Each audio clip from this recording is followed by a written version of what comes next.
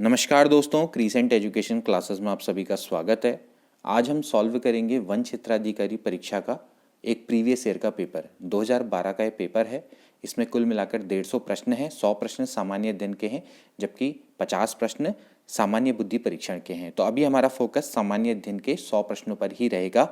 देखिए, आयोग की हमेशा से टेंडेंसी रहती है कि वो अपने क्वेश्चंस को रिपीट करता है डायरेक्टली और इनडायरेक्टली। तो इन प्रीवियस ईयर पेपर्स को जरूर सॉल्व करके जाएं। 28 नवंबर को आपका एफआरओ का पेपर है और इसके अलावा 4-5 दिसंबर को वीडियो वीपीडीओ का पेपर है, जबकि 12 दिसंबर को लोअर पीसीएस का एग्जाम है। तो इन 3 एग्जाम्स के लिए प्रीवियस ईयर पेपर को जरूर पढ़कर जाएं। डायरेक्टली इनडायरेक्टली आपको काफ़ी हेल्प मिलेगी। इस वीडियो को पूरा देखना आपको काफ़ी हेल्प मिलेगी और पसंद आए तो अपने दोस्तों के बीच में जरूर शेयर भी कर लेना। तो चलिए वीडियो को शुरू करते हैं। तो फ्रेंड्स, आज का पहला क्वेश्चन है सामान्य अध्ययन का। ऋग्वेद में बहुधा वर्णित यव है। इसके बारे में मैंने आपको बताया है अपनी हिस्ट्री वाली वीडियोस में कि जो यव है दोस्तों, वो जौ के लिए प्रयोग हुआ करता था। तो ऋग्वेद में जो वर्णित शब्द यव हुआ था वो जौ के लिए प्रयुक्त होता था। इसके बाद देखिए, निम्न में से कौन सी अनुसूचित जनजाति मूलतः उत्तराखंड में निवास नहीं करती। अभी आपको पता है उत्तराखंड में 5 जनजातियां हैं, भोटिया, थारू, बोक्सा, जौनसारी और राजी, जिनको कि वन रावत के नाम से भी जाना जाता है। मीणा इसमें नहीं है शामिल, तो सी वाला ऑप्शन इसका करेक्ट है। ठीक है, वह शहर जो भारत की आर्थिक राजधानी कहलाता है। भारत की राजधानी दिल्ली है, लेकिन आर्थिक राजधानी मुंबई है, तो डी वाला ऑप्शन इसका करेक्ट है। अगला प्रश्न देखिए, कई राज्यों द्वारा अपनाए गए मूल्य संवर्धित कर ने प्रतिस्थापित किया है। यानी कि मूल्य संवर्धित कर का मतलब है वैल्यू एडेड टैक्स ने किसको रिप्लेस किया है। वैट से पहले दोस्तों लगता था सेल्स टैक्स, तो बिक्री कर को इसने प्रतिस्थापित किया। हालांकि ये पुराना प्रश्न है दोस्तों। देखिए, पहले चलता था सेल्स टैक्स, फिर उसके बाद 1 अप्रैल 2005 से हमारे देश में वैट लागू हो गया था। उस समय पर 8 राज्यों ने इसको अप्लाई नहीं किया था। सबसे पहले हरियाणा ने वैट को अप्लाई किया था, ठीक है, अपने यहाँ लागू किया था, ठीक है। लेकिन अब इसके बाद तो आ गया है जीएसटी, ठीक है। अब हो क्या गया है कि जो 40 तरह के इनडायरेक्ट टैक्स है, ये भी एक आपका क्या है, इनडायरेक्ट टैक्स है, ठीक है ना। तो जो वैट है वो इनडायरेक्ट टैक्स है, उसको अब खत्म करके 40 तरह के जो इनडायरेक्ट टैक्स हैं इनको खत्म करके अब दोस्तों जीएसटी लागू कर दिया गया है हमारे देश में 1 जुलाई 2017 से, ठीक है, पीएम मोदी के द्वारा, ठीक है। तो इन्होंने 1 जुलाई 2017 से जीएसटी लागू कर दिया गया है। 2017 से जीएसटी, ठीक है। तो जीएसटी का मतलब क्या होता है, गुड एंड सर्विस टैक्स, ठीक है। तो सबसे पहले असम ने इसको लागू किया था अपने यहाँ, ठीक है। कभी कभार ये प्रश्न भी पूछा जा सकता है। तो ऐसे करके डायरेक्ट और इनडायरेक्ट क्वेश्चन बनते हैं। तो अब वेट नहीं है, वेट के बदले क्या होता है, जीएसटी लागू होता है, ठीक है। अब अगला देखिए, भारतीय संसद में शून्यकाल शुरू होता है। भारतीय संसद में शून्यकाल दोस्तों ठीक 12 बजे स्टार्ट होता है। 2 प्रश्नकालों के बीच का जो काल है वो शून्यकाल होता है और ठीक 12 बजे स्टार्ट होता है, तो इसलिए इसको शून्यकाल बोला जाता है, ठीक है। अगला देखिए, निम्न में से किसे महाअभियोग के बिना पद से हटाया जा सकता है। इसके बारे में आप बहुत आसानी से इसको सॉल्व कर सकते हैं। देखिए, कौन होता है, राज्यपाल, क्योंकि जो राज्यपाल होता है वो राष्ट्रपति की इच्छा पर्यंत यानी उसके प्रसाद पर्यंत में अपने पद को ग्रहण करता है 5 वर्षों के लिए, ठीक है। तो ये इसको आप बिना महाभियोग के बिना भी पद से आप हटा सकते हैं, ठीक है। तो ये बहुत अच्छा एक प्रश्न है और इसके बारे में मैंने आपको पहले भी बताया है। अब अगला देखिए, निम्न में से एक प्रत्यक्ष कर का उदाहरण नहीं है, डायरेक्ट टैक्स का उदाहरण नहीं है, यानी कि इनडायरेक्ट टैक्स कौन सा है। तो अभी देखिए, आयकर, धन कर, पूंजीगत लाभ कर, ये तीनों के तीनों डायरेक्ट टैक्स है, जबकि वैट, ठीक है, वैट ये आपका क्या है, एक इनडायरेक्ट टैक्स है, जो आपके आपसे डायरेक्टली नहीं लिया जाता है, इनडायरेक्टली लिया जाता है, ठीक है। तो अब जैसे बात करेंगे जीएसटी की, तो वो भी क्या होगा, एक इनडायरेक्ट टैक्स होगा। सेल्स टैक्स भी क्या होगा, एक इनडायरेक्ट टैक्स होगा, ठीक है। अब दोस्तों आपको सुमेलित करना है तालिका 1 को तालिका 2 से और सही विकल्प का आपने चुनाव करना है। काफ़ी सिंपल है, आप बता सकते हैं। देखिए, आपको पंचवर्षीय योजनाओं के बारे में पता होना चाहिए। 1951 से स्टार्ट हुई थी, तो पंचवर्षीय 5 वर्ष के लिए लागू होते हैं 1951 से 56। तो अगली क्या होगी, 56 से 61। तो यानी कि जो डी वाला है इसका तो ऑप्शन क्या होना चाहिए, 2 होना चाहिए। इस तरह से आप बना सकते हैं, ठीक है। अब दूसरे के बाद कौन सी थी दोस्तों, तीसरी थी। जो तीसरी आपकी होगी ये 61 से स्टार्ट हुई थी, तो इसके बाद आपकी क्या होगी, तीसरी वाली कितनी हो जाएगी दोस्तों, 61 से लेके 66, ठीक है। 66 के बाद दोस्तों क्या हुआ था कि आपका योजना अवकाश हुआ था, तो 69 से हुई, तो 69 से लेके 74। तो यानी कि जो चौथी वाली है वो क्या होगी, 69 से लेके 74, ठीक है। फिर 74 के बाद आपका क्या हो जाएगा, 74 से लेके 70 74 से लेके 79 वाली आपकी जो होगी वो दोस्तों क्या होगी, पांचवी पंचवर्षीय योजना होगी। और फिर आपको क्या चाहिए, इसमें छठी भी नहीं चाहिए, इसके बाद आपको क्या चाहिए, सातवीं। तो सातवीं आपकी कितनी है, 1985 से लेके 1990। और फिर इसके बाद जो नवीं है वो है 1997 से लेके 2002। ठीक है, इस तरह से आप बता सकते हैं। आपको पहले ही पता लग जाएगा भाई, जो जो दूसरी होगी वो उसका सबसे कम ईयर होगा। बहुत इजी क्वेश्चन है, देखा जाए तो आपको पता है कि भाई जो दूसरी होगी वो बहुत पहले लागू होगी, फिर चौथी का फिर जो सबसे कम ईयर होगा, ऐसे भी इसको बता सकते हैं। अदरवाइज फिर भी आपको पता होना चाहिए पंचवर्षीय योजना के बारे में। 12वीं पंचवर्षीय योजना थी 2012 से लेकर 2017 तक। उसके बाद से क्या होगी, पंचवर्षीय योजनाएं अब खत्म कर दी गई हैं, योजना आयोग को खत्म कर दिया गया, उसके बदले क्या हो गया, नीति आयोग शुरू कर दिया गया। ठीक है, तो अभी यहाँ पर आप देखिए इससे आपसे क्या ऑप्शन बैठेगा, 3 4 1 2। तो 3 4 1 2 यानी कि बी वाला ऑप्शन इसका करेक्ट है। ठीक है, अगला प्रश्न देखिए, आम आदमी बीमा योजना सामाजिक सुरक्षा प्रदान करती है। आपने सुना होगा, काफ़ी फेमस ये पॉलिसी है, LIC के द्वारा संचालित की जाती है आम आदमी बीमा योजना। ठीक है, क्या है ये दोस्तों, ये ग्रामीण क्षेत्रों में रहने वाले उन सभी भूमिहीन श्रमिक हैं जो गरीबी रेखा से नीचे हैं। ठीक है, जो गरीबी रेखा से नीचे रहने वाले भूमिहीन श्रमिक हैं उनके लिए ये शुरू की गई। ठीक है, इसमें आपका अपंगता पर भी क्लेम दिया जाता है, इसके अलावा डेथ में भी मैच्योरिटी दी जाती है, डेथ बेनिफिट भी दिया जाता है। मतलब कि अगर सामान्य तरह से डेथ होगी तो 30,000 रुपये का मैच्योरिटी दी जाती है। अगर एक्सीडेंटल डेथ हो जाए तो 75,000 रुपये भी इसमें अराउंड दिया जाता है। 200 रुपये का इसका प्रीमियम जाता है साल का। ठीक है, लेकिन ये चुकाया जाता है गवर्नमेंट के द्वारा ही। ठीक है, तो ये 200 रुपये के आसपास का इसका प्रीमियम है। और जो डेथ इसमें वो मैच्योरिटी है वो 30,000 है नॉर्मल पे, और जो एक्सीडेंटल पे होगा तो 75,000। ठीक है, अगला देखिए, निम्न में से कौन खगोल शास्त्री था। तो भाई कौन है इसमें से खगोल शास्त्री, आर्यभट्ट, अश्वघोष, दंडी, दृढ़ तो कौन है दोस्तों, वो है आर्यभट्ट। ठीक है, आर्यभट्ट के बारे में आप जानते होंगे, इन्होंने प्रसिद्ध ग्रंथ लिखा था आर्यभट्टीय, वहीं से इनको पता चलता है। तो प्रसिद्ध एक खगोल शास्त्री थे, गणितज्ञ थे। ठीक है, तो आर्यभट्ट।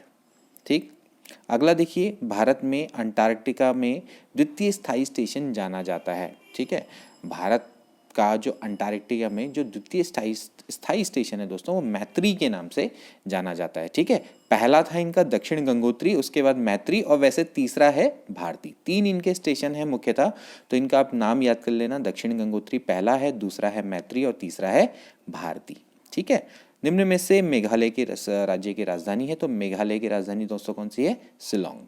ठीक है, अगला देखिए, विश्व पर्यावरण दिवस कब मनाया जाता है। तो हमेशा 5 जून को विश्व पर्यावरण दिवस मनाया जाता है। ठीक है, वह शहर जिसने 2012 ओलंपिक खेलों की मेजबानी की थी। तो ये तो 2012 का प्रश्न है, उस समय पर लंदन ने की थी। अब आपसे क्या पूछा जाएगा, 2020 में किसने की थी।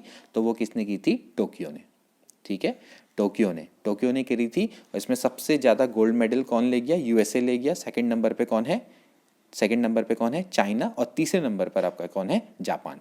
ठीक है, और भारत का कौन सा नंबर है, 48वां। भारत को सिर्फ 1 गोल्ड मिला है, 2 सिल्वर मिले हैं, और आई थिंक 4 इसको क्या मिले हैं, ब्रॉन्ज मिले हैं। तो टोटल मिला के 7 मेडल मिले हैं। ठीक है, तो भारत का जो इसमें क्रमांक है वो 48 है। 1 गोल्ड मेडल है, 2 सिल्वर है, 4 ब्रॉन्ज है। ठीक है, तो अभी ये प्रश्न आपसे पूछा जाएगा इस बार। ठीक, विश्व जनसंख्या दिवस कब मनाया जाता है, बहुत इंपॉर्टेंट प्रश्न है। 11 जुलाई को विश्व जनसंख्या दिवस मनाया जाता है। ठीक है, अगला प्रश्न देखिए, ये प्रश्न में आपको सुमेलित करना है। देखिए, स्वामी अग्निवेश, प्रशांत भूषण, किरण बेदी, संतोष हेगड़े, इनके बारे में बताना है। देखिए, स्वामी अग्निवेश कौन है, ये सामाजिक कार्यकर्ता। इसके बाद जो प्रशांत भूषण है दोस्तों, ये अधिवक्ता रह चुके हैं। किरण बेदी कौन है, पूर्व पुलिस अधिकारी हैं, जो कि हमारी पहली महिला IPS भी थी, तो पूर्व पुलिस अधिकारी रह चुकी हैं। ठीक है, और ये जो संतोष हेगड़े हैं वो आपके एक न्यायाधीश हैं। ठीक है, तो भाई देखिए तो क्या होगा भाई, यहाँ से बना के देखिए, 3 1 4 2, 3 1 4 2, तो यानी कि डी वाला ऑप्शन इसका करेक्ट है। ठीक है, और अगर आपको वैसे भी नहीं आता तो कम से कम आपको किरण बेदी के बारे में तो पता होना चाहिए, पूर्व पुलिस अधिकारी हैं। तो भाई सी का अगर चौथा है तो एक यहाँ पर सही है कि भाई सी का एक ही मिलान है चौथा वाला, तो डी वाला ऑप्शन इसका करेक्ट हो गया। इस तरह से भी आप मिलान वाले क्वेश्चंस को इस तरह से कर सकते हैं। ठीक है, ओके, आगे बढ़ते हैं। देखिए, भारत का सबसे बड़ा इंडोर स्टेडियम कहाँ पर अवस्थित है। भारत का सबसे बड़ा जो इंडोर स्टेडियम है दोस्तों वो है इंदिरा गांधी इंडोर स्टेडियम, जो कि नई दिल्ली में अवस्थित है। ठीक है, किसका जन्म दिवस सद्भावना दिवस के रूप में मनाया जाता है? राजीव गांधी का जो जन्मदिन है जो कि होता है 20 अगस्त को। ठीक है, 20 अगस्त को सद्भावना दिवस के रूप में हमेशा मनाया जाता है। ठीक है, कब रहे थे ये प्रधानमंत्री हमारे? 1984 से लेके 89 तक ये हमारे प्रधानमंत्री रहे थे और देश के सबसे युवा प्रधानमंत्री थे। ठीक है, राजीव गांधी। अगला प्रश्न देखिए, काफ़ी अच्छा प्रश्न है। देखिए फिर से आपको क्या करना है, मिलान करना है। देखिए राष्ट्रीय युवा दिवस हमेशा कब मनाया जाता है? 12 जनवरी को। ठीक है, स्वामी विवेकानंद की जन्मदिन के उसमें। ठीक है, राष्ट्रीय विज्ञान दिवस हमेशा मनाया जाता है 28 फरवरी को। ठीक है, सीवी रमन के उसमें उपलक्ष्य में। ठीक है, क्योंकि रोमन इफेक्ट का उन्होंने क्या किया था? आविष्कार किया था। ठीक, इसके बाद आता है राष्ट्रीय टीकाकरण दिवस। ये इंपॉर्टेंट है, ये हमेशा मनाया जाता है 16 मार्च को। अभी राष्ट्रीय टीकाकरण दिवस बड़े जोर शोर से मनाया गया क्योंकि अभी आपको पता है भाई कोविड का टीका लग रहा है, कोविड-19 का, क्योंकि अभी भारत में महत्वपूर्ण टीकाकरण का अभियान चलाया जा रहा है। अभी देखा होगा आपने हाल में न्यूज़ में 100 करोड़ लोगों को टीका लगा दिया। ठीक है, तो अभी इस समय पर क्या है कि राष्ट्रीय टीकाकरण दिवस से रिलेटेड प्रश्न आ सकता है। देखिए जब हमारे टीकाकरण दिवस स्टार्ट हुआ था तो उस समय पे पोलियो ड्रॉप के लिए इस अभियान को शुरू किया गया था। ठीक है, तो जब इसको शुरू किया गया था तो 2 बूंद जिंदगी के करके काफ़ी फेमस हुआ चला था। ठीक है, तो पोलियो ड्रॉप के लिए उस समय पर राष्ट्रीय टीकाकरण दिवस उस समय पे मनाया गया था। ठीक है, और राष्ट्रीय समुद्री दिवस ये हमेशा मनाया जाता है 5 अप्रैल को। ठीक है, मतलब कि हमारे देश में शिपिंग जो उद्योग है उसको प्रोत्साहित करने के उद्देश्य से हमेशा 5 अप्रैल को राष्ट्रीय समुद्री दिवस मनाया जाता है। तो 1, 2, 3, 4 बिल्कुल करेक्ट है, तो यानी कि डी वाला ऑप्शन इसका सही है। ठीक है, अगला प्रश्न देखिए, अन्ना हजारे का वास्तविक नाम क्या है? अन्ना हजारे के बारे में आप बहुत अच्छे से जानते होंगे। अन्ना हजारे ये हैं, इनका फुल नेम है किशन बाबूराव हजारे। ठीक है, किशन बाबूराव हजारे एक बहुत बड़े समाज सेवी कार्यकर्ता हैं। इन्होंने जन लोकपाल में 2011 में बहुत प्रमुख भूमिका निभाई थी। ठीक है, और इसके अलावा इनको पद्म भूषण सम्मान से भी सम्मानित किया जा चुका है। पद्म भूषण इनको सम्मान दिया जा चुका है। ठीक है, अगला देखिए, अगला प्रश्न देखते हैं। अगला प्रश्न देखिए, जनवरी 2011 में चयनित दक्षेस की महिला महासचिव किस देश की हैं? ठीक है, तो ये प्रश्न तो उस समय का है, तो उस समय पर तो मालदीव की थी वो। ठीक है, अब आज का प्रश्न ये हो सकता है कि आज के समय पर सार्क के महासचिव कौन है? देखिए दक्षेस का मतलब क्या है, इसका फुल फॉर्म भी याद रखना, दक्षिण एशियाई क्षेत्रीय सहयोग संगठन। ठीक है, इसको सार्क के नाम से भी जाना जाता है, SAARC। ठीक है, यानी कि साउथ एशिया या South Asian association for regional cooperation. ठीक है, तो ये प्रश्न पूछा जाता है, SARRC से रिलेटेड प्रश्न पूछा जा सकता है कि ये सार्क की मीटिंग कब हुई, कहाँ हुई। ठीक है, तो इस बार जैसे इस बार भारत में हुई है। ठीक है, तो ये पूछा जाता है। ठीक, तो ये इस समय पर इसके जो महासचिव हैं वो इस समय नेपाल से बिलोंग करते हैं। ठीक है, तो ये नेपाल से बिलोंग करते हैं और ये इनका नाम है एस्ला रुवान वीराकुन। ठीक है, एस्ला रुवान वीराकुन। ठीक है, तो ये कुछ इस तरह से इनका नाम है। ठीक, तो दक्षिण एशियाई क्षेत्रीय सहयोग संगठन के महासचिव इस समय पर यही है। ठीक है, तो इनसे रिलेटेड प्रश्न आ सकता है। ठीक, अगला देखिए प्रश्न, निम्न में से किससे जीनोम शब्द संबंधित है? तो जीनोम संबंध किससे संबंधित है दोस्तों? ये जीव के जेनेटिक्स यानी जीन से संबंधित है जीनोम। ठीक है, आगे बढ़ते हैं।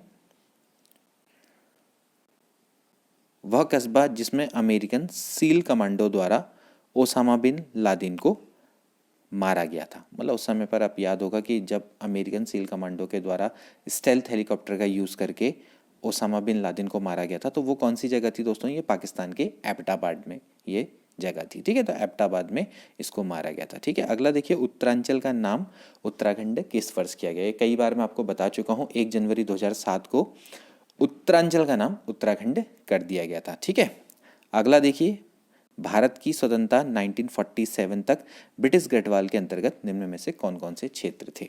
ठीक है, देखिए ब्रिटिश गढ़वाल के अंतर्गत कौन कौन से क्षेत्र थे दोस्तों उस समय पर? देखिए पौड़ी, चमोली, रुद्रप्रयाग, ये आपके 3 क्षेत्र हुआ करते थे।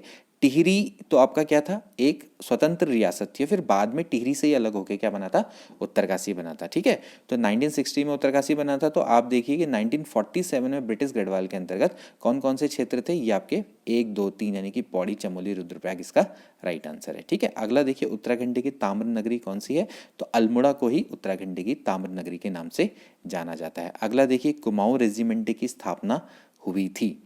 ठीक है, कुमाऊं रेजिमेंट की स्थापना दोस्तों कब हुई थी, ये हुई थी 1945 में। 1945 में इसका मुख्यालय आपका कहाँ पर है, रानीखेत पर है। ठीक है, तो कुमाऊं रेजिमेंट की वैसे अगर देखा जाए तो स्थापना दोस्तों वो 1813 में मानी जाती है। ठीक है, 1813 में इसकी स्थापना हुई थी। उस समय पर इसका जो रेजिमेंट का नाम है वो अलग हुआ करता था। ठीक है, पहले इसको हैदराबाद रेजिमेंट के नाम से जाना जाता था, और जब हैदराबाद रेजिमेंट से इसका नाम बदल के 1945 में कुमाऊं रेजिमेंट किया गया। ठीक है, तो इसलिए जो कुमाऊं रेजिमेंट की स्थापना है वो 1945 में मानी जाती है। ठीक है, अगला देखिए निम्न में से किस काल में गढ़वाल में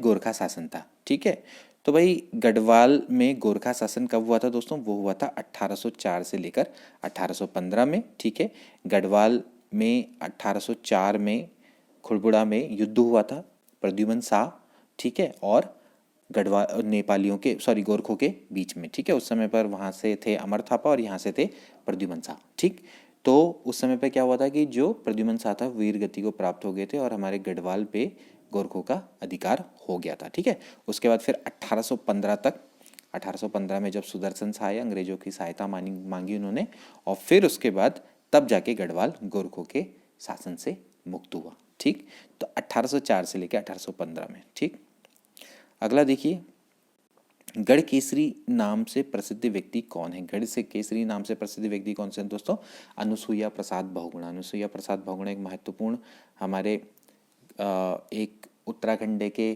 क्रांतिकारी हैं। इनका नाम आप हमेशा याद रखना कि गढ़ केसरी के नाम से प्रसिद्ध व्यक्ति थे अनुसुईया प्रसाद बहुगुणा। ठीक है, आगे बढ़ते हैं। उत्तराखंड पे शासन करने वाली प्रथम राजनीतिक वंश कौन सा था, तो उत्तराखंड पे शासन करने वाला प्रथम राजनीतिक वंश क्या माना जाता है, कुणिंद माना जाता है। ठीक है, निम्न में से किस उद्देश्य से देहरादून में प्रजामंडल की स्थापना हुई थी। प्रजामंडल की स्थापना क्यों हुई थी, ये देखिए किस उद्देश्य से हुई थी। देखिए इसमें टिहरी गढ़वाल के राज्य की जनता को टिहरी के राजा के शासन से स्वतंत्रता दिलाना था, और इसमें इसका मुख्य जो इनके अध्यक्ष थे वो श्रीदेव सुमन थे। ठीक है, तो श्रीदेव सुमन के द्वारा ही देहरादून में प्रजामंडल की स्थापना आप मान सकते हैं जनवरी 1939 में स्थापना हुई थी। ठीक है, हुआ क्या था कि इससे पहले 1938 में हरिपुरा अधिवेशन हुआ था, और उसमें ये मांग उठाई गई थी कि भाई जितने भी आपके जो ये राजा महाराजा वाले जो ये रजवाड़े हैं, यहाँ की जनता को इनके अत्याचारों से मुक्त कराया जाएगा। तो इसी के क्रम में क्या हुआ था कि टिहरी के गढ़वाल की जनता मतलब कि वहाँ पर क्या हो रहा था कि टिहरी के राजाओं का कुशासन चल रहा था, टिहरी की जनता पर बहुत अत्याचार किए जाते थे। तो उनसे मुक्ति दिलाने के लिए देहरादून में प्रजामंडल की स्थापना की गई थी जनवरी 1939 में। ठीक है, तो ये आपको ध्यान रखना चाहिए, काफ़ी अच्छा एक प्रश्न है और इससे रिलेटेड प्रश्न आने की संभावनाएं रहेंगी। ठीक है, आगे देखिए कौन सा पादप हेरोइन एक अचेतनात्मक दवा का स्रोत है। ठीक है, हेरोइन, तो हेरोइन का जो स्रोत है दोस्तों वो होता है पॉपी। ठीक है, पॉपी हेरोइन का स्रोत है, यहीं से आपको हेरोइन प्राप्त होती है। अगला देखिए गढ़वाल मंडल का सृजन होने से पूर्व तक जिला देहरादून निम्नलिखित मंडलों में से किस एक में का एक भाग था। ठीक है, तो देखिए गढ़वाल मंडल का सृजन होने से पूर्व तक जो देहरादून है वो मेरठ मंडल का पार्ट हुआ करता था।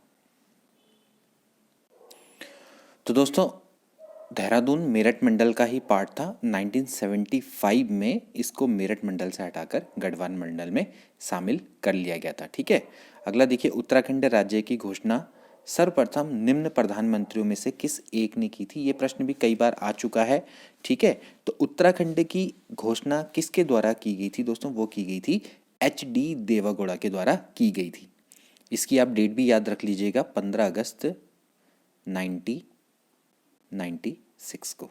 ठीक है, तो 15 अगस्त 1996 में लाल किले पर उस समय पर तत्कालीन प्रधानमंत्री SD देवागौड़ा हुआ करते थे, तो उन्होंने उत्तराखंड राज्य का निर्माण करने की घोषणा की थी। ठीक है, 15 अगस्त 1996। अगला देखिए, उत्तराखंड राज्य के संदर्भ में निम्न कथनों में से कौन सा एक सही नहीं है। ठीक है, उत्तराखंडी की आप हमारी वीडियोस देखते होंगे तो आपको बहुत इजीली समझ में आ जाएगा। देखिए, यह भारत का 27वां राज्य है, बिल्कुल सही है। इसकी व्यवस्थापिका एक सदनात्मक है, बिल्कुल है। ठीक है, और इसके बाद क्योंकि यहाँ पर विधान परिषद यहाँ पर आपका क्या है, विधानमंडल का प्रावधान नहीं है। ठीक है ना, आई एम सॉरी टू से, मतलब कि मैं कहना चाह रहा हूँ कि यहाँ पर विधानमंडल है, मतलब विधानमंडल है, लेकिन विधानमंडल में जैसे विधानसभा और विधान परिषद नहीं है यहाँ पर ना, तो विधानसभा और राज्यपाल यही है ना, तो एक सदनात्मक है। ठीक है, तो यहाँ पर आपका क्या है, विधानसभा है लेकिन विधान परिषद नहीं है। यहाँ के विधानमंडल में केवल राज्यपाल और विधानसभा है, जबकि कुछ राज्यों में क्या है कि द्विसदनात्मक है, तो वहाँ पर क्या होता है कि भाई विधानमंडल में राज्यपाल भी होता है, विधानसभा भी होती है और विधान परिषद भी होती है। ठीक है, इसके बाद देखिए 95 यहाँ पर विकास खंड हैं, 75 तहसीलों में इसको विभाजित किया गया था, बिल्कुल सही है। आज के समय पर तो जो ब्लॉक हैं वो तो आपके कितने हैं, 95 ही हैं, लेकिन जो तहसीलों की संख्या है वो इस समय पर दोस्तों बढ़ चुकी है। जो तहसील हैं वो तहसीलों की संख्या कितनी हो चुकी है, वो हो चुकी है 110। ठीक है, ये मैं आपको पहले बता चुका हूँ। तो अब इसकी विधानसभा में 75 सदस्य हैं, ये गलत है। इसकी विधानसभा में दोस्तों कितने सदस्य हैं, 70 सदस्य हैं। इसमें 1+1 आपका एंग्लो इंडियन समुदाय से नामित होता है, तो यानी कि डी वाला ऑप्शन इसका सही है। अगला देखिए, टिहरी राज्य का भारतीय संघ में विलीनीकरण कब किया गया था। ठीक है, तो टिहरी राज्य का भारतीय संघ में विलीनीकरण किया गया था 1 अगस्त 1949 को। ठीक है, अगला देखिए, अल्मोड़ा गजेटियर के लेखक कौन है, तो वो है दोस्तों H.G. वॉल्टन। 1911 में उनके द्वारा पुस्तक लिखी गई थी अल्मोड़ा गजेटियर, तो H.G. वॉल्टन इसके लेखक हैं। ठीक है, आगे बढ़ते हैं। उत्तराखंड में 4 धाम में सम्मिलित नहीं है। उत्तराखंड में 4 धाम कौन कौन से हैं, बद्रीनाथ, केदारनाथ, गंगोत्री और यमुनोत्री। इसमें रुद्रनाथ सम्मिलित नहीं है, तो सी वाला ऑप्शन इसका करेक्ट है। ठीक है, नंदा राज्य यात्रा को प्रतिवर्ष कितने वर्ष बनाया जाता है, 12 वर्ष के अंतराल में बनाया जाता है। 280 किलोमीटर की ये यात्रा होती है। ठीक है, टिहरी के नौटी गांव से ये शुरू होती है। ये प्रश्न भी आपको आना चाहिए। उत्तराखंड में अधिकतम ऊंचाई पर स्थित मंदिर कौन सा है, तो उत्तराखंड का सबसे ऊंचाई पर अधिकतम पर स्थित मंदिर है तुंगनाथ। ठीक है, तुंगनाथ कहाँ पर अवस्थित है दोस्तों, ये रुद्रप्रयाग में अवस्थित है। ठीक है, अगला देखिए, निम्न में से एक पंचप्रयाग में सम्मिलित नहीं है। तो पंचप्रयाग में दोस्तों कौन सा सम्मिलित नहीं है, देवप्रयाग है, रुद्रप्रयाग है, कर्णप्रयाग है, लेकिन सोनप्रयाग सम्मिलित नहीं है। हमारे पंचप्रयाग के बारे में आपको पता होना चाहिए। सबसे ऊपर से स्टार्ट करते हैं तो विष्णुप्रयाग, ठीक है, फिर इसके बाद आएगा नंदप्रयाग, ठीक है, फिर रुद्रप्रयाग, कर्णप्रयाग और देवप्रयाग। इन 5 प्रयाग के नाम को आपको पता होना चाहिए। इनमें एक नदी कॉमन होती है, वो कौन सी होती है, अलकनंदा। ठीक है, अगला प्रश्न देखते हैं। प्रसिद्ध पत्थर युद्ध बगवाल खेला जाता है, कहाँ खेला जाता है दोस्तों, देवीधुरा मेले में प्रसिद्ध बगवाल का युद्ध खेला जाता है। देवीधुरा मेला बहुत इंपॉर्टेंट है, इसके बारे में आपको पता होना चाहिए। ठीक है, देवीधुरा मेला कहाँ लगता है दोस्तों, चंपावत में है। ठीक है ना, तो ये बहुत इंपॉर्टेंट प्रश्न है, आप इसको याद रखेंगे। ठीक, अगला देखिए, उत्तराखंड मुक्त विश्वविद्यालय, उत्तराखंड ओपन यूनिवर्सिटी कहाँ पर अवस्थित है दोस्तों, ये हल्द्वानी में अवस्थित है। ठीक है, वह स्थान जहाँ उत्तराखंड में नंदा देवी का मेला सबसे पहले प्रारंभ हुआ, तो नंदा देवी का मेला दोस्तों अल्मोड़ा में सबसे पहले प्रारंभ हुआ था। ठीक है, इसके बाद देखिए, उत्तराखंड के चिपको आंदोलन की प्रणेता कौन थी, तो दोस्तों वो कौन थी, चिपको वुमन के नाम से जानी जाती है गौरा देवी। ठीक है, गौरा देवी चिपको वुमन के नाम से जानी जाती है, और हमारे उत्तराखंड में चिपको आंदोलन की ये प्रणेता थी गौरा देवी। ठीक है, आगे बढ़ते हैं। अभी बहुत सारी चीज़ें डिस्कस करने को रह जाती हैं। निम्न जातियों में से एक उत्तराखंड की नहीं है। ठीक है, तो देखिए ये प्रश्न वैसे देखा जाए तो रिपीट हो गया, भोटिया, थारू, बोक्सा, जौनसारी, ठीक है, राजी, इनके बारे में तो बता दिया, तो भाई नागा नहीं है, तो डी वाला सही है। ठीक है, मेगा आ किस तरह की फिल्म है दोस्तों, ये कुमाऊनी फिल्म है। मेगा आ आपकी कुमाऊनी भाषा की फिल्म है। ठीक है, अगला देखिए, द्विलेन हिमालयन हाईवे का निर्माण हो रहा है, वह किन स्थानों को जोड़ता है, तो वो दोस्तों जोड़ता है ट्यूनी से लोहाघाट को। ठीक है, ट्यूनी से लोहाघाट तक का जो मार्ग है, तो वो उसको जोड़ता है आपका द्विलेन हिमालयन हाईवे, ट्यूनी से लेकर लोहाघाट। ठीक है, तो लोहाघाट कहाँ पर है? चंपावत में, जबकि त्यूनी कहाँ पर है? देहरादून में। ठीक है, निम्नलिखित राष्ट्रीय राजमार्ग समूह में से उत्तराखंड की सीमा के अंतर्गत कौन कौन से आते हैं?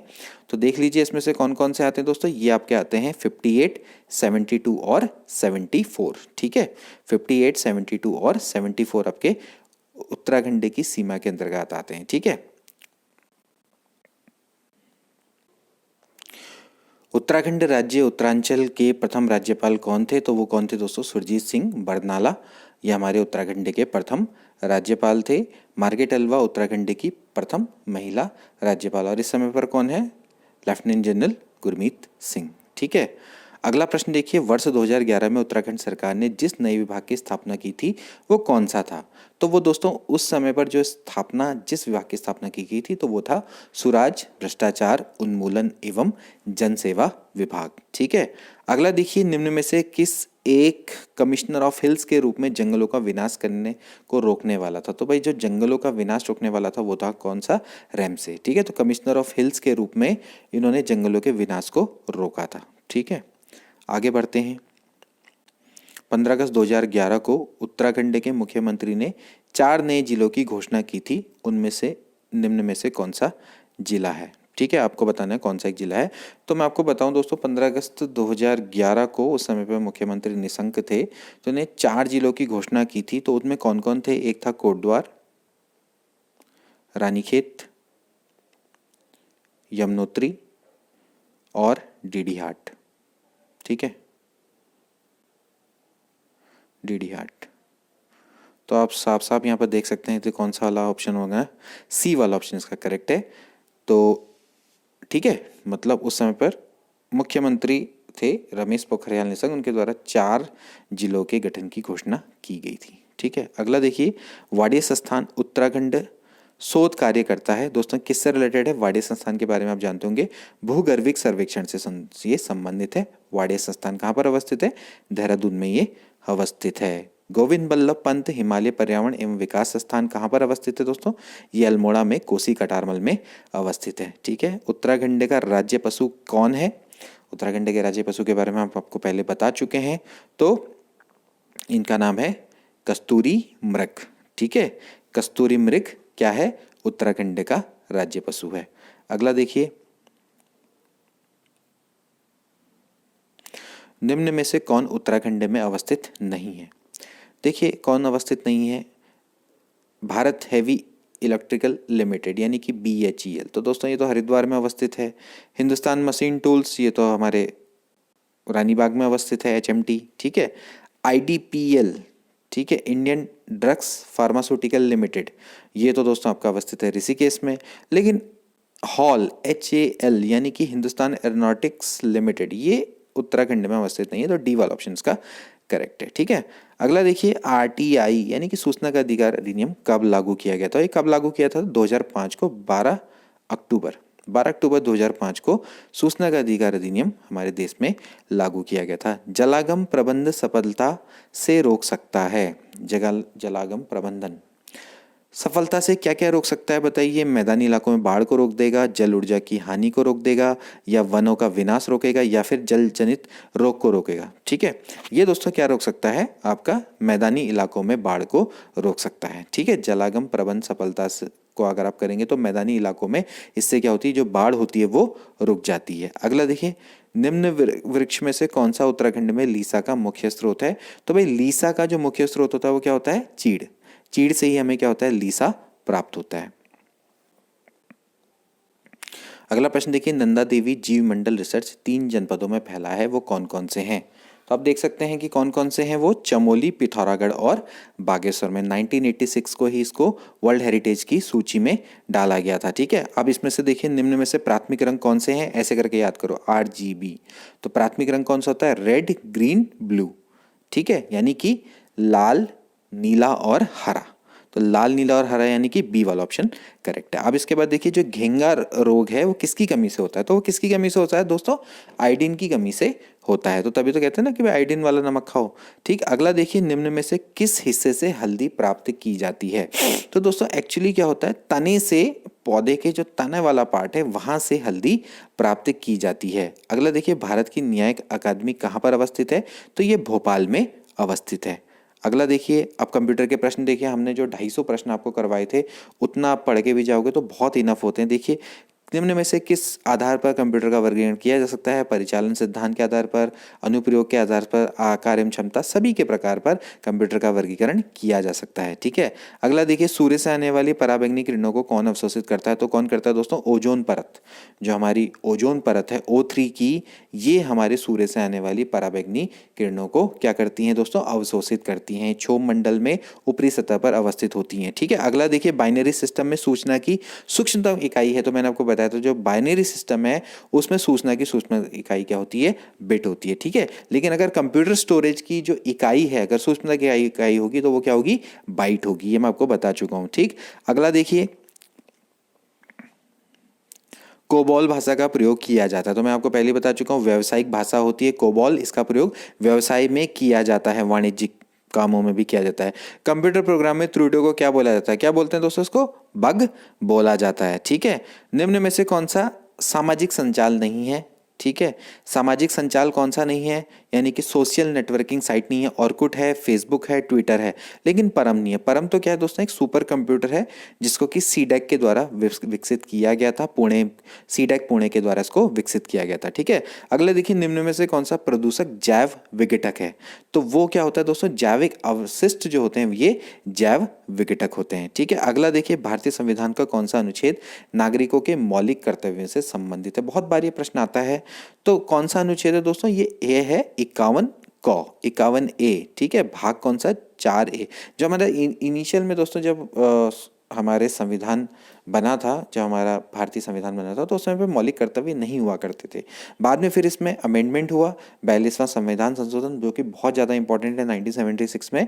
और फिर उसमें क्या हुआ कि भाई जो भाग 4 है उसमें क के अंतर्गत 51 क जोड़ा गया। इसके अंतर्गत हमारे 11 मौलिक कर्तव्यों को शामिल किया गया है। ठीक है। आगे देखते हैं, भारत को गणराज्य क्यों कहा जाता है? गणराज्य का मतलब क्या है? लोकतंत्र। लोकतंत्र का मतलब है कि जहां पर जो आपकी जो प्रधान पर आसीन व्यक्ति है, जो हमारा राष्ट्राध्यक्ष है, वो निर्वाचित होकर आता है। ऐसा नहीं कि यहाँ पर किसी विशेष व्यक्ति का अधिकार है उस पद पर, है ना। कोई भी आप में से, जनता में से भी क्या हो सकता है? कोई भी राष्ट्राध्यक्ष निर्वाचित हो सकता है। तो इसलिए हमें भारत को क्या बोला जाता है? गणराज्य बोला जाता है। सरकार विशेष की बात आती है तो किसी की प्राइवेट प्रॉपर्टी नहीं है। यहाँ पर क्या होती है? जनता को पूरा हक है कि वो किसको राष्ट्राध्यक्ष बनाएगी, अपने हिसाब से, अपने में से भी बना सकती है। तो इसलिए भारत का राष्ट्राध्यक्ष एक निर्वाचित प्रधान है, इसलिए भारत को गणराज्य बोला जाता है। कोई विधेयक कानून का रूप कब लेता है? जबकि वो सदन में, दोनों सदनों में पास हो। जो उसके बाद क्या होगा? जब राष्ट्रपति उसमें हस्ताक्षर करेगा। ठीक है। जो जब दोनों सदनों में पारित होने के बाद राष्ट्रपति जब उसको हस्ताक्षर कर लेता है तभी जाके क्या होता है? कोई विधेयक पारित माना जाता है। अगला देखिए, जो निगम कर है, कॉर्पोरेट टैक्स, ये किसके द्वारा लगाया जाता है? तो ये हमेशा सेंट्रल गवर्नमेंट के द्वारा लगाया जाता है। ठीक है। निम्न में से किस पंचवर्षीय योजना का मुख्य लक्ष्य आत्मनिर्भरता था? तो ये था दोस्तों 5वीं पंचवर्षीय योजना का मुख्य लक्ष्य आत्मनिर्भरता। संविधान सभा ने भारतीय संविधान को कब अपनाया? तो हमारा जो संविधान है दोस्तों वो हुआ था 26 नवंबर 1949 को बनकर तैयार हो गया था और 26 जनवरी 1950 को देश में लागू हुआ। तो संविधान सभा के पटल में संविधान को कब रखा गया, ऐसा प्रश्न भी आता है। तो 26 नवंबर 1949 को। हमारे देश के प्रथम उपराष्ट्रपति कौन थे? तो वो थे डॉक्टर एस राधाकृष्णन। सर्वपल्ली राधाकृष्णन हमारे देश के प्रथम उपराष्ट्रपति थे। ठीक है। संसद के 2 अधिवेशनों के मध्य अधिकतम अवधि क्या हो सकती है? प्रश्न में कई बार आपको बता सकता हूँ, 6 माह से अधिक समय नहीं हो सकता 2 अधिवेशन के मध्य में। ठीक है। अगला देखिए, ये भी काफी अच्छा प्रश्न है। निम्न में से किसे संसद को संबोधित करने का अधिकार प्राप्त है? मुख्य चुनाव आयुक्त, मुख्य न्यायाधीश, सुरक्षा सलाहकार, महान्यायविद। बस एक है। कौन है? भारत का अटॉर्नी जनरल। भारत का एक अटॉर्नी जनरल होता है, महान्यायविद होता है। इसको दोस्तों संसद में संबोधित करने का अधिकार प्राप्त है। वोट नहीं कर सकता लेकिन संसद को संबोधित कर सकता है। तो काफी अच्छा प्रश्न है। ठीक है। अगला देखिए, कौन सा पादप बायोडीजल का मुख्य स्रोत है? बायोडीजल को माना जाता है कि भविष्य का ईंधन रहेगा। ठीक है। तो जो बायोडीजल है, क्योंकि ये बायोडिग्रेडेबल भी है, तो ये बायोडीजल है, इसका मुख्य स्रोत है जेट्रोफा। ठीक है, जेट्रोफा इसका मुख्य स्रोत है। ध्यान रखना, काफ़ी प्रश्न इससे आते हैं। अगला देखिए, वुड डिस्पैच किससे संबंधित है? वुड डिस्पैच आप में से कई लोग शिक्षा से संबंधित हैं, तो 1854 में वुड डिस्पैच आया था, ठीक है। तो ये शिक्षा से संबंधित है। इसको भारत, ये एक ऐसा पत्र है जिसको भारत का मैग्ना कार्टा भी बोला जाता है ना, वुड डिस्पैच को। तो 1854 में आया था, शिक्षा से ये रिलेटेड है। भारत का अंतिम गवर्नर जनरल कौन था? काफी अच्छा सा प्रश्न है। भारत का अंतिम गवर्नर जनरल कौन था दोस्तों? सी राजगोपालाचारी, ठीक है। भारत का अंतिम गवर्नर जनरल यही माना जाएगा, ठीक है। भारत का अगर अंतिम ब्रिटिश गवर्नर जनरल की बात होती तो वो कौन होता? लॉर्ड माउंटबेटन होता, ठीक है। भारत का प्रथम भारतीय गवर्नर जनरल भी बोला जाएगा तो क्या बोला जाएगा? सी राजगोपालाचार्य। भारत का अंतिम गवर्नर जनरल भी बोला जाएगा तो सी राजगोपालाचार्य, ठीक है। अब अगला देखिए, भारत का प्रथम स्वतंत्रता संग्राम 1857 में किसके नेतृत्व में लड़ा गया था? तो उस समय पर कौन थे? मुगल बहादुर शाह जफर, बादशाह बहादुर शाह जफर थे, तो इनके नेतृत्व में ही लड़ा गया था, ठीक है। अगला देखिए, निम्न में से कौन सा विश्व का नवीनतम देश है? तो ये है दक्षिणी सूडान, 2011 में बना था ये, तो ये हमारा सबसे नवीनतम देश है। वायुमंडल में कौन सी परत रेडियो तरंगों का परावर्तन करती है? कौन सी परत रेडियो तरंगों का परावर्तन करती है? तो वो करती है दोस्तों आयन मंडल, ठीक है। आयन मंडल जो होता है वो रेडियो तरंगों को रिफ्लेक्ट करता है, ठीक है। जितने भी मंडल है इनको जरूर पढ़ के जाना, क्षोभ मंडल, सप्ताम मंडल, ठीक है, बहिर्मंडल, आयन मंडल के बारे में जरूर पढ़ के जाना, ठीक है। ब्रह्म समाज के संस्थापक कौन थे? तो दोस्तों वो थे राजा राममोहन राय। 1828 में इनके द्वारा ब्रह्म समाज की स्थापना की गई थी। इनमें से कौन कृष्ण भक्त हैं? मतलब कि कृष्ण भक्त कवि थे? कबीर, रसखान, रहीम, तुलसीदास। तो कौन थे दोस्तों? वो रसखान थे, ठीक है। अगला देखिए, रेशम कीट को निम्न में से किस अवस्था में रेशम का स्त्राव होता है? किस अवस्था में रेशम का स्त्राव होने लगता है? तो दोस्तों लार्वा की जो पोजीशन होती है तो वहां से रेशम का स्त्राव होने लग जाता है। भारत में जैन धर्म किसके शासनकाल में पहला? तो ये मैं आपको बता चुका हूँ। जैन धर्म दोस्तों चंद्रगुप्त मौर्य के शासनकाल में फैला था, मौर्य के संस्थापक, ठीक है। आगे चलते हैं। अगला देखिए, महात्मा गांधी किसे अपना राजनीतिक गुरु मानते थे? तो दोस्तों गोपाल कृष्ण गोखले थे, इनको ही अपना राजनीतिक गुरु माना करते थे। चौथ एक कर था जिसे वसूलते थे, तो ये दोस्तों मराठाओं के द्वारा वसूला जाता था चौथ, ठीक है। इसके बाद देखिए, ये सारे प्रश्न मैं आपको करा चुका हूँ। हिस्ट्री के प्रश्न तो आपने अगर हमारी वीडियोस देखी तो आपको कोई दिक्कत नहीं होगी। महरौली में जो स्थित प्रसिद्ध लौह स्तंभ के किसका नाम है? तो दोस्तों वो राजा चंद्र का नाम वहाँ पर अवस्थित है। चंद्रगुप्त विक्रमादित्य माना जाता है, गुप्त वंश के जो शासक थे, तो ये चंद्रगुप्त विक्रमादित्य से रिलेटेड माना जाता है, तो राजा चंद्र का वहां पर नाम है। अगला देखिए, निम्न में से कौन सा जोड़ा सुमेलित नहीं है? गोमती लखनऊ में है, सरयू अयोध्या में है, अलकनंदा बद्रीनाथ में है, लेकिन नर्मदा सतना में नहीं है, तो डी वाला ऑप्शन इसका करेक्ट है। सूर्य की परिक्रमा में सबसे कम समय कौन लेगा? कौन लेगा दोस्तों? बुध लेगा, क्योंकि बुध सूर्य के सबसे ज्यादा नजदीक है, तो उसकी जो उसको परिक्रमा करने में सबसे कम समय लगेगा, ठीक है। अगला प्रश्न देखिए, निम्न में से किस दिन पृथ्वी पर सभी दिन 12 घंटे का दिन और 12 घंटे का मतलब दिन और रात का बराबर, यानी कि आपको बताना है दिन और रात कब बराबर होते हैं। तो इस घटना को इक्विनिक्स बोला जाता है, ठीक है ना, इक्विनिक्स। तो इक्विनिक्स की जो घटना होती है साल में 2 बार होती है, मार्च 21 को और 23 सितंबर को, ठीक है। लेकिन इस बार वैसे देखा जाए तो 20 मार्च को ही हो गई और 22 सितंबर को, ठीक। तो अराउंड ये मान लीजिएगा कि 20-21 मार्च और 22-23 सितंबर, ठीक है, इस दिन दिन और रात बराबर होते हैं, ठीक है। लक्षद्वीप समूह कहाँ पर अवस्थित है? ये हमारा इंडिया है और यहाँ पर लक्षद्वीप है, तो ये दोस्तों कहाँ पर अवस्थित है? अरब सागर में ये अवस्थित हैं, ठीक है। अगला देखिए, निम्न जब हम पृथ्वी से चंद्रमा पर जाते हैं तो क्या होता है? जब हम दोस्तों पृथ्वी में से चंद्रमा पर जाते हैं तो जो ग्रेविटी है वो चेंज हो जाती है, तो ग्रेविटी के कारण हमारा जो वेट है वो चेंज हो जाता है, लेकिन हमारा जो द्रव्यमान है वो सेम रहता है, ठीक है। तो द्रव्यमान वही रहता है लेकिन भार बदल जाता है। अब देखिए, निम्न में से किसकी बांग्लादेश से अंतर्राष्ट्रीय सीमा नहीं लगती? तो मेघालय, मिजोरम, त्रिपुरा तीनों की लगती है, मणिपुर की नहीं लगती, तो डी वाला ऑप्शन इसका करेक्ट है, सॉरी बी वाला मतलब इसका करेक्ट है। तो दोस्तों ये थे 100 प्रश्न। इसके नीचे फिर जनरल एप्टीट्यूड टेस्ट के 50 प्रश्न हैं, उनको अभी हम सॉल्व नहीं करेंगे। आई होप कि वीडियो आपको अच्छी लगी होगी, नॉलेजेबल लगी होगी। जरूर प्रीवियस ईयर क्वेश्चंस को करके जाए, इससे आपको प्रैक्टिस मिलेगी और एक कॉन्फिडेंस आएगा, और इनसे रिलेटेड डायरेक्टली इनडायरेक्टली क्वेश्चंस जरूर करें। मिलते हैं अगली वीडियो में। Good bye.